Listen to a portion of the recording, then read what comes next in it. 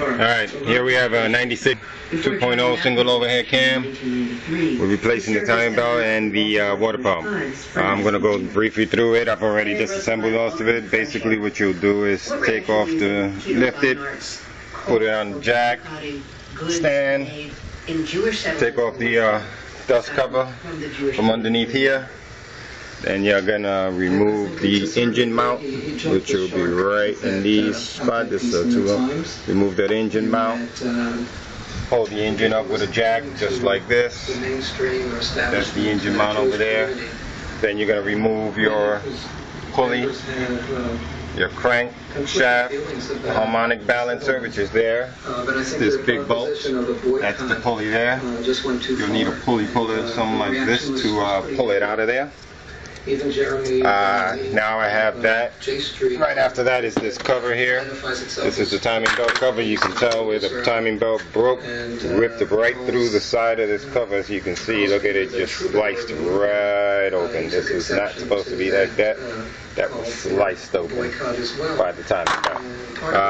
What happened with this car was driving.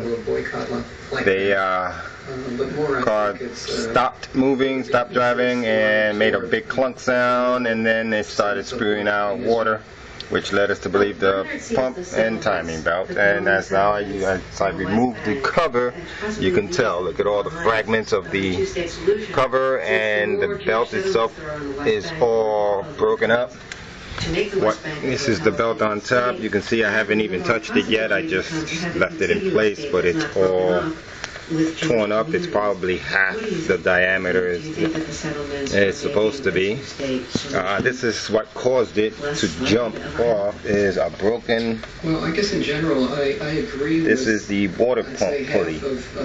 It's right now, it should be spinning freely. It's taking me a little time to actually turn it around. You can see pieces of the metal back here broken, and it has a large crack. It's not spinning freely, so what happened is seized. Motor kept on pulling on this, on the timing belt, broke it all up. Now what I'll have to do is make sure that the tension pulleys, the person who owns this vehicle is working on a minimal budget, so you know, water pump, belt, if I can salvage the pulleys, which should be removed and replaced, and the actual tensioner right here as well, that will see what they want and don't want to replace. Okay, usually at the same time you can replace your crankshaft seal. Whenever you do this job, it's a good idea to replace all the pulleys, crankshaft seals. This way you save yourself some headache down the road. Alright. In hindsight. Alright, this is part 2 of the Dodge Neon 96 water pump and timing chain. Alright, at this point I've already put on the new water pump. See, nice new shiny. See how it spins now? I can spin it in a finger. Oh, the teeth are right on it. It's good. This is the old water pump I got here. Can't even really turn it right now. But anyhow, you can see the metal part on it is broken all off. And that whether I want it now or whether I'm willing to accept paying less prices for it and getting it. Alright, this is the old pump. Is one of the trade-offs that we have. This is the tensioner. This works really well for commodity items. And this is the tensioner pulley.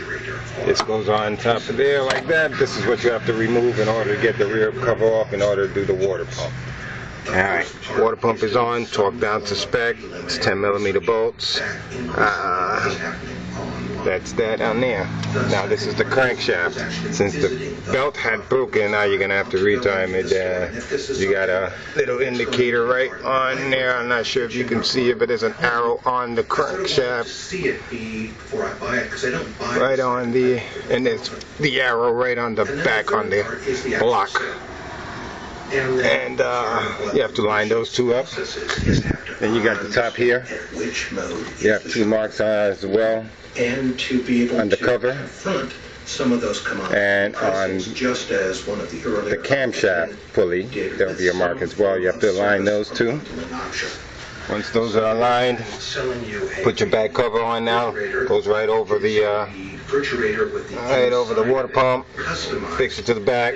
Then you put in your pulley, inspect it, make sure it's good, still working right.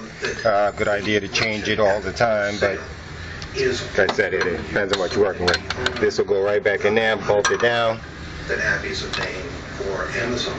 Then there's a couple of procedures that you'll have to do in order to get the Those are all timing belt right. This will have to be moved back actually 3 notches in order for you to lace your belt on through. You can get a good Shilton manual and stuff like that, give you the exact specs. I'm just giving you this just to show you it. It's not that difficult. It's not an actual tutorial, so I'm not going to go in depth on every little inch, pounds of torque, etc. on everything. But it's just to give you a little overview, and you can just check it out and see what you think. It's just something that you might want to tackle. But it is very important to get all the alignments and everything correct, and torquing everything down to specs with a good torque wrench. All right.